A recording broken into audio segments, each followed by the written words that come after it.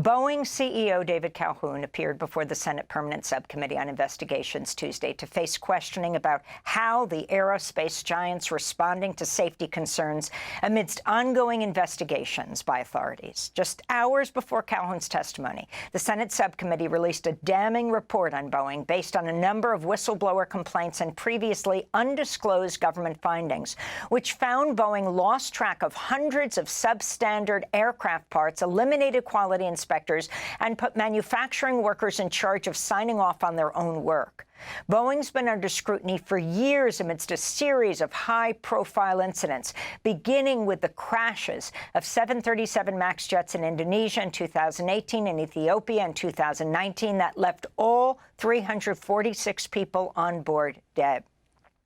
At Tuesday's hearing, Calhoun began by turning to the families of victims of the two crashes who were in attendance and issuing an apology.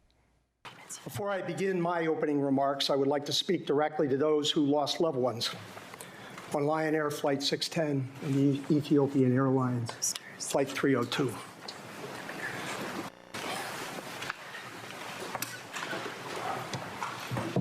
I would like to apologize on behalf of all of our Boeing associates spread throughout the world, past and present, for your losses.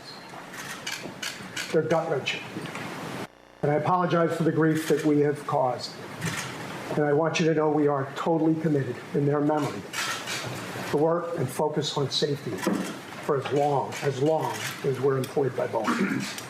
So again, I'm sorry. During Tuesday's hearing, the Boeing CEO came under fire for the company's lapses in safe manufacturing procedures, violations of safety regulations, retaliation against whistleblowers. This is the chair of the Senate subcommittee, Connecticut Democrat Senator Richard Blumenthal. What we've seen since from whistleblowers is that, in fact, the manufacturing issues, the retaliation against whistleblowers, non-conforming parts, quality inspections skipped, and issues concealed from the FAA, evidence hidden, all have continued.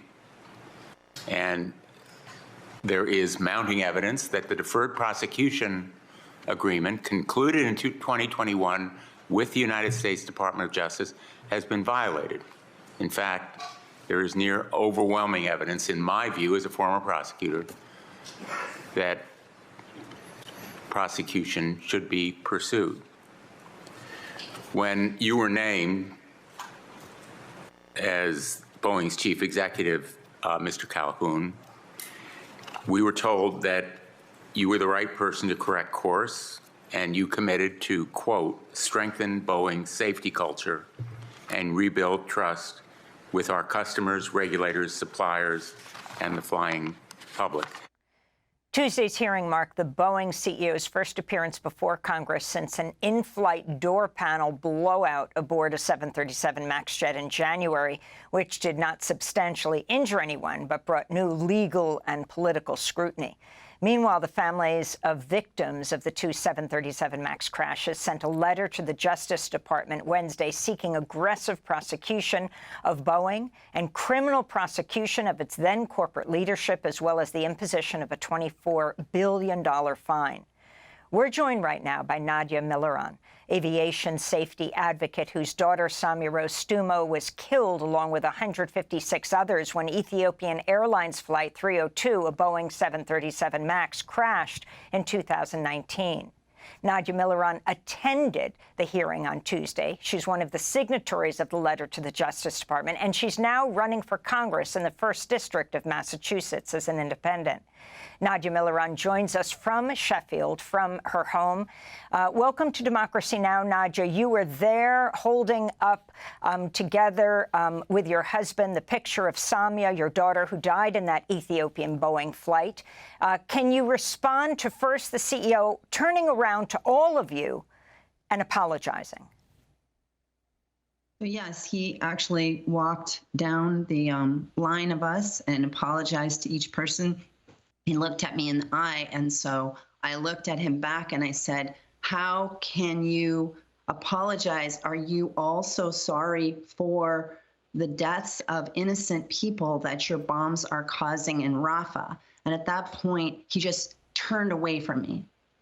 So if you are really sorry, if you really are not wanting to profit from death, then you would respond. You would stick it out. You would look at the person. Another mother started crying when he apologized to her. Again, when she started crying, he just turned away, walked away from her. So that is a rehearsed apology, and he is benefiting from all kinds of deaths. So he's gotten bonuses for killing all of our family members. He has a 40, I think they estimated as 42% increase in his salary, causing the Alaska blowout. So it's on his watch that happened. So he's very disingenuous. He kept saying, I've only been here since 2020. Yes, he's only been the CEO since 2020, but he's been involved in all these decisions. He's been on the board. He's been integrally involved in keeping the MAX flying during his tenure at Boeing. So it's disingenuous to talk about 2020. He can't, stick it out and really listen to us highlighting what he is doing, earning money from the death of innocents. So I just want to paint an entire picture of a character that appeared. That hearing showed a human being, and what is he about? A person who needs to be prosecuted. His company needs to be prosecuted. Can you talk about what you feel Boeing needs to do right now and the revelations that keep on coming out about the lack of oversight or people overseeing their own work, and the whistleblowers coming forward and the whistleblowers who have died? So John Barnett, who they say died by suicide, his whole family was there at the hearing, and they were holding pictures of John. So John Barnett was a person who was very skilled in Boeing, and he was moved from Seattle to South Carolina to make sure that they did the work properly. And in South Carolina, the people harassed him just because he wanted the planes to be safe and he wanted the work to be done correctly.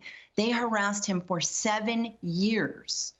When the CEO, Dave Calhoun, was asked by the Senate panel what happened to the person who harassed all these whistleblowers, what happened to those supervisors, he said he didn't know. But most of them are in their jobs, and most of them have gotten promoted. So, the fact that he said he didn't know, it's completely disingenuous. The culture of Boeing is to reward. So just let's step back a second. Why is Dave Calhoun paid $32 million? He's paid that money to cut costs. That's what he's good at. So he's not good at production. He's not an engineer. He's paid to strip mine the company, and that's what he's doing.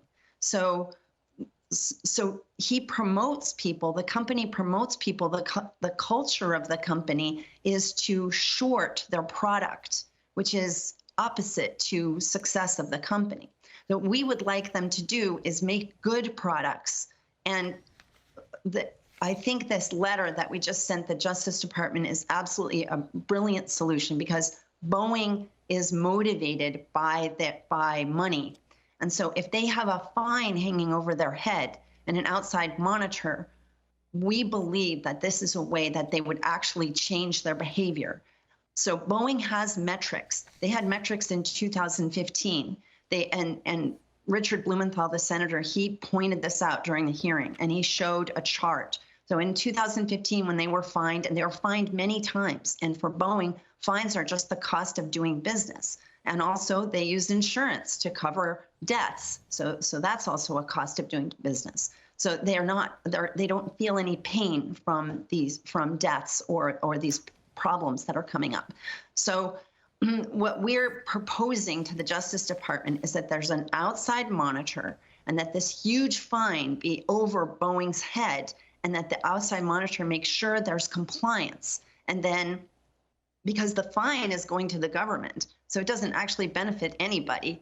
So what we want is behavior change on the part of Boeing. and that they actually comply with their own metrics. So in 2015, they said, we're going to do this and this and this. And then in 2024, they said the same thing. We're going, and they cut and paste the words. So it's the same metrics that they're saying they're going to comply with, but they didn't do anything between 2015 and 2024. It's the same metrics that they have that they're not complying with. So that's what we want. We want them to produce safe planes. It's pretty simple. A new whistleblower, a Boeing quality assurance investigator, Sam Mohawk, recently reported the systemic disregard of potentially defective parts at the 737 factory. Can you talk about what this means? It's just part of the same problem where people are not focused on production. You know, they need a CEO who knows who knows about manufacturing, who cares about manufacturing, and who can attend to the details. They need to clean house. Well, they need to clean house in terms of their leadership, because their leadership is not producing their good product that they used to produce. So they need, you know, I can't believe, I think it was one of the senators who told Dave Calhoun that he should resign. He should resign for the health of his company. He's destroying the company. Nadia Milleron, are you calling for criminal prosecutions? Talk about of the company and of individuals? Yes, we're definitely calling for criminal prosecutions of Muhlenberg, because there's a lot of evidence that who was the CEO at the time? Yes. So there's plenty of evidence to prosecute him. I personally think that Dave Calhoun should also be prosecuted, but the Justice Department is saying they don't have sufficient evidence right now to prosecute him, but I think it is there. Talk about your decision to go a step further, to actually run for Congress, and why you're taking on Richard Neal, one of the most powerful men in Congress, formerly head of the Ways and Means Committee, in the 2020 filing, the largest recipient of corporate PAC money in Congress. Yep. Yeah, so Richard Neal was non-responsive to us in our efforts to get aviation safety. That bill passed bipartisan. It passed unanimously in a divided Congress and under the Trump administration. So that was a tremendous achievement. And we had to walk all over Congress and go to every single office and talk to every single person. And while I was doing that, I was also grieving, so I was crying. But we were tremendously effective. Everybody flies, so it's an issue that everybody can agree on. But Richard Neal didn't help us. And then I found out that he doesn't help a lot of his constituents. And so it's really important. These issues are systemic in our society. You know, we're not attending to, for example, just look at this confluence of events. Boeing is bombing, participating in bombing in Palestine, and then they don't sell any MAX planes last month. And so who buys all the MAX planes? Israel. But it's our tax dollars that are actually paying for all of this. So we're giving all this money for foreign aid to a country that already has complete health care for all their people and housing. And those are things we need. Our people, our tax money needs to be here. We have so much suffering going on in our country and in our district. And so Richard Neal is participating in all this. He's pro-genocide. He's throwing more and more money at this situation, and I'm against it. So I would spend that money here at home. And that's what our constituents need, and that's what they want. We have a shortage of doctors in our district. People are suffering from extreme health problems because they can't be seen. So Richard Neal is not in touch with the district. He doesn't meet with people. He's responding to his funders, and he has $3.4 million to run this race, but only $28,000 from individuals. So I have to appeal to individual people. So I'm running. I need to somehow get to $1 million to compete with his $3.4 million, and I have to tell people to go to nadiaforcongress.com. So I have to appeal to individuals for that kind of funding.